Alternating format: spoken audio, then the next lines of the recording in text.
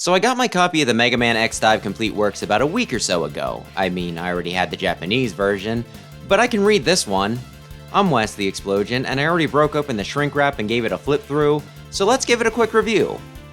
I grabbed the Udon site exclusive cover, so Rico on the front, Ico on the back. This also came with a metal trading card featuring Rico that I slipped behind my copy of the Keen Biscuit variant of the X Timelines cover, and if I ever forget where I left it, I can now just come back and check this video.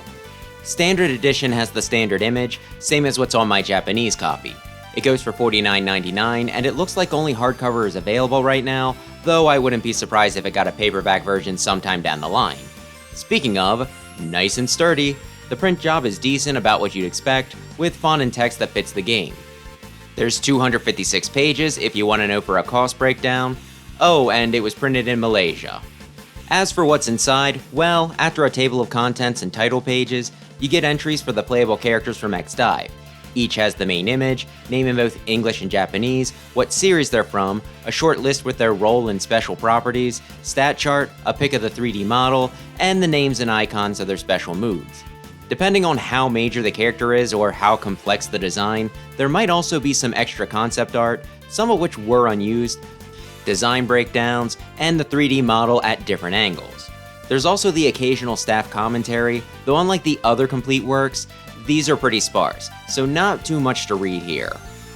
As for the series listed, they start with X Dive, move on to X, then Command Mission, Classic, Legends, Battle Network, Star Force, Zero, ZX, crossover characters, alternate costumes, and even a few unused characters from Zover. I'm kinda glad they didn't make it in. Starting with X Dive makes sense, it is in the title, and going to X right afterwards also fits, though the rest seem a little scattershot. Crossover at the end works, but I would have figured that they would have kept everything outside of them and X in timeline order. Not about to complain about them putting Zero near the end, since there's extra blurbs and design art for Harpuya and Leviathan, so they're not neglected, they do get special attention.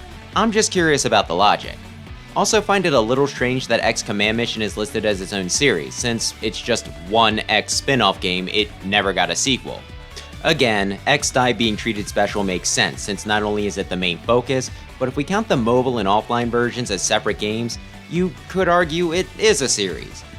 But hey, while the order things are included might not be the most obvious, like I said, you get that sweet table of contents, so it's not too hard to find what you're looking for. It's certainly easier than trying to find a specific character in the game proper. That's not all though, you also get a gallery of promotional art, bosses, weapons, and armor icons. These look nice and there are a lot of references included in the weapons, so a fan can spend a lot of time looking through all of them to try and link each to what character or game they're pulling from.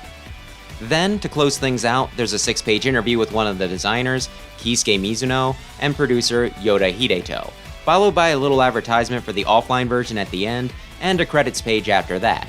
This is the most text-heavy part of the book, as you can probably guess. There likely be more to read here than the other 200 plus pages, but there's some insight into the design process, and a little bit about the game's plot as well, so I do think it's a fun read. And that's the gist of things. As for whether it's worth it, well, that's entirely up to you, though there are a few things to consider.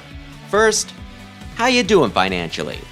Like I said, it's $50, which I'm not gonna sit here and act like that's chump change, especially in today's economy. You'll likely also have to pay tax, or depending on where you buy it from or where you're at, possibly shipping. But hey, X Dive has a lot of cool artwork. I think you could make the argument that it's the best part of the title, so this is a way to see all of that without needing to buy the game.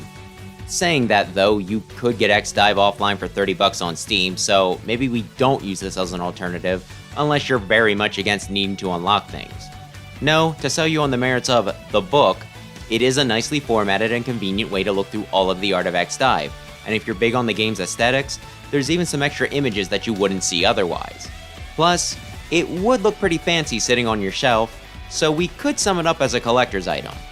Though back to the price, like I mentioned, only the hardcover is available right now, but I imagine that standard covers, and maybe even digital, might be available and cheaper later, so another thing to consider. Even if you really do want the book, if you don't need hardcover, it might be worth waiting. So to address the previous question, it depends on whether you're someone who likes physical merchandise, especially limited edition stuff, and of course, if you're a huge Mega Man nerd. Also, if you have some disposable income kicking around. As someone who fits that criteria, I'm happy with my purchase, but I imagine it'll be a pretty niche item for most people. Not much to say beyond that, so quick closing for a quick video. Thanks as always for watching, and maybe consider subscribing if you're into retro games, especially Mega Man.